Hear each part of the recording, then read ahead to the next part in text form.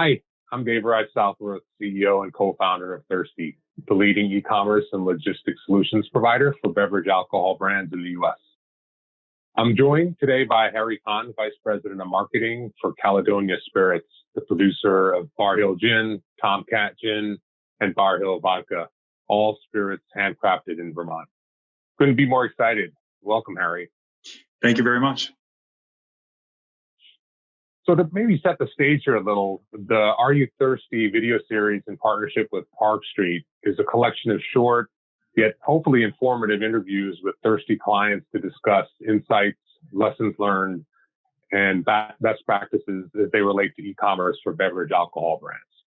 As you may know, Thirstie launched its Access e-commerce platform early this year to make it easier, faster, and more cost-effective for suppliers to set up and manage an online branded storefront, while also providing alcohol brands with in-depth insights and analytics on their own customers.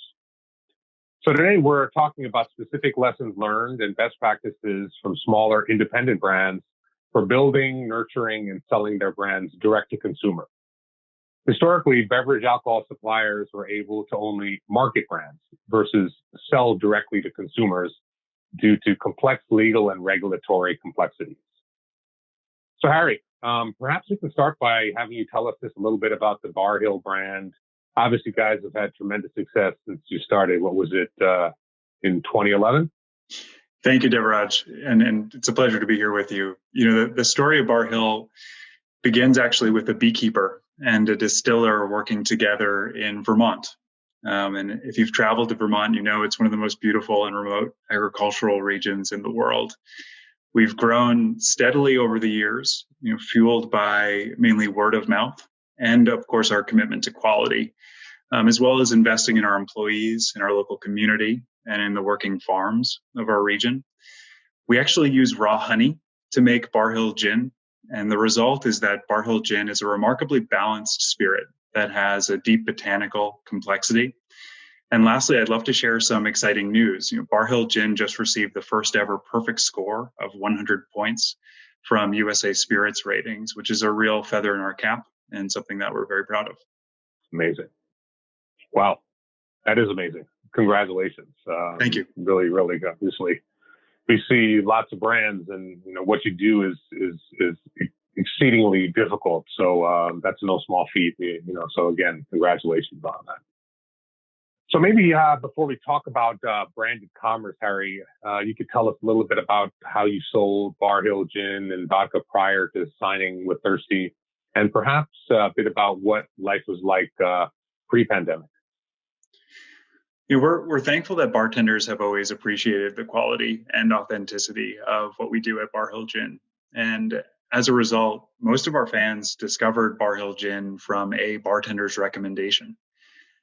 And similarly, before COVID, we did a lot of sampling in stores, and then also at farmers markets in Vermont every weekend. So a lot of our fans discovered Bar Hill by tasting the product, we let the product speak for itself. We shied away from mass marketing over the years, and as a result, the broader public has really never been aware of Bar Hill Gin, but we found that to be okay, because we have tremendous loyalty. Those who try Bar Hill Gin, either at a great cocktail bar or at a farmer's market, often become fans for life. Today, and prior to the pandemic, we sold Bar Hill Gin through traditional channels like bars, restaurants, retail stores. And then in July of 2020, we started selling Bar Hill Gin through our partnership with Thirstie. Thanks so much for sharing that, Harry. So one of the advantages of using an e-commerce solution like Thirstie, and we're terribly grateful for having quality executives and product working with us. It's been about 6 years on our journey, and one of the value propositions of e-commerce and at-home consumption is actually control of the entire consumer buying experience, right? From discovery to engagement to purchase and finally delivery to your customer. Harry, can you describe what made you turn to branded e-commerce? It's a great question, and I think you hit the nail on its head. When you're competing for the customer's appreciation as a small distillery, every interaction with the customer matters. So for us, we need their experience to be perfect. When someone comes onto our website, we want to treat them just like they have walked into our cocktail bar in Vermont. They should be treated as a guest, and we should offer them exceptional service, education, perhaps. And if they're just coming to purchase a bottle of Bar Hill Gin, we want to provide a very user-friendly, easy, simple way to do that. And I'll add that, for years, our fans have been asking us, why can't we buy your spirits directly from you on your website? And you can understand their questions, of course, because it's not reasonable that the public understand all of the nuances of a three-tier system like we do. So, now with the help of the team at Thirstie, we can finally offer that direct shopping experience on our own website. No, we appreciate that. And as we know, the beverage alcohol industry has historically been controlled by larger, well-financed, global, multi-branded conglomerates. And part of our vision, and you hit some of these points as well, Harry, is our belief that e-commerce like Thirstie, right, branded solutions like Thirstie can actually help to democratize the beverage alcohol industry. And that allows independent brands like, Caledonia Spirits to compete on an even playing field. And from our vantage as e-commerce leaders, there's so many unique regional brands out there. And we feel very strongly and deeply that they're entitled to the solutions and that same level of service that some of the larger brands currently have. So, Harry, what is it like for you in today's market, competing with some of the larger brands? And perhaps what is some of the advice that you have for other independent brands looking to make a profitable brand and moreover a profitable business? Thank you. It's a great question, something that we think a lot about. I would actually look to the streaming industry, the video streaming industry. We can see there that whenever there's a platform shift in an industry, there's an opportunity for new brands to source share from the incumbents. And I believe it comes down to two things. First, agility, and second, quality. So to speak about agility first, it's really about who can move fast enough to take advantage of great new tools like Thirstie. Is it the major global brands or the independent distillers like Bar Hill Gin? And in many cases, it's the smaller distilleries who take a bolder approach, a faster approach to how they conduct business. They're willing to move, perhaps more quickly, and can therefore take advantage of opportunities like direct-to-consumer e-commerce when it becomes available, as it has through Thirstie. Second, around the topic of quality, we know we have a gin that changes people's lives. When you taste Bar Hill Gin, you suddenly think differently about what a gin can taste like. And when you learn about what we do at the distillery and our approach to distilling, you start to begin to think differently about the role of a distillery in society. So how can we communicate that to the customer through all of the noise in the industry? And when we're trying to, battle for share of mind with much larger companies. So that's what we think about a lot. And we're constantly on the lookout for ways to break through, to connect more authentically, with our fans. So Thirstie is really refreshing because it allows us to speak directly, to our customers and treat them as guests on our own terms, you could say.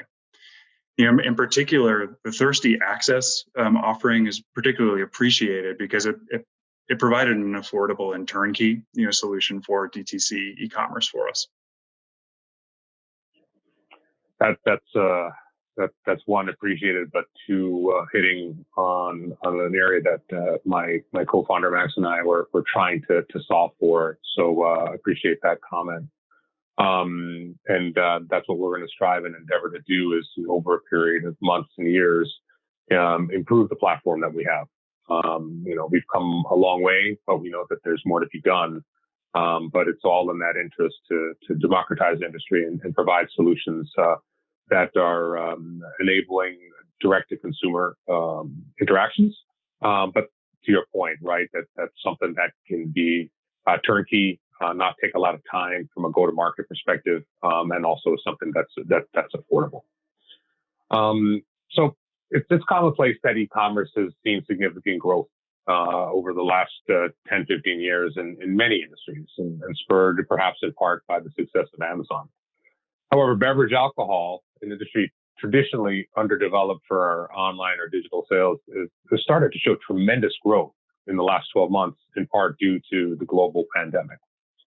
According to IWSR, I'm sure you've read this, the value of the online alcohol channel is expected to grow by 42%, with the U.S. expected to overtake China in the next 12 months. This stat that just came out just a few days ago has definitely stirred up a lot of the conversations or influenced a lot of the conversations we've been having in the last few days. So, Harry, what has Caledonia learned through all of your experience with online sales that you might deem best practices for your brands? Wow, best practices. We're learning is the truthful answer, but I think that we have learned a few things above all else. Number one, think about the entire customer journey. So, spirits brands of the past have focused at the top of the marketing funnel, generating awareness through large-scale media campaigns. And relatively speaking, those brands left much of the mid-funnel and lower funnel, marketing investments to distributors and to retailers when compared with other industries, of course. So innovative solutions like Thirstie have kind of given us the ability to watch a conversion take place in our own online store, of course. So we now can build our own funnel, from the top to the bottom. So that would be the first. The second is that, as you build that customer journey and that marketing funnel, try a lot of different things. E-commerce is a pretty fragmented channel with an array of opportunities for brands. So to the extent that your budget allows, try things like developing social campaigns, email content, virtual experiences, digital advertising, both on the open web and in the social platforms, as well as, strategic partnerships with innovators like Thirstie. And, in the digital area of media, there's a lower cost and a lower barrier to entry, so you can try a lot of things. And then maybe lastly, learn and adapt as you go. As you're selecting how to invest in the digital channel, make sure that you're investing in areas that you can measure. Take the time to measure how each initiative is driving your success and adapt as you learn. For those of you who enjoy tinkering with your distillery equipment or your marketing effort, e-commerce allows you to do that. To tinker, to measure, and to iterate with a much quicker feedback loop than traditional retail. Really appreciate that, Harry. Thank you very much.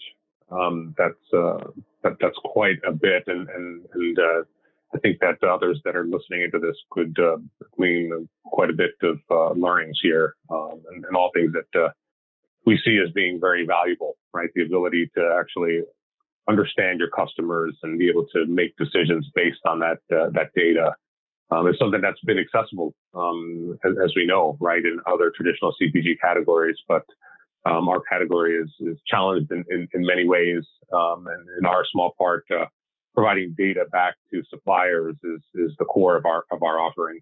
Clearly, having a delivery component is important, but from our perspective, the data and analytics to help a brand make these decisions is the core of what we are trying to achieve.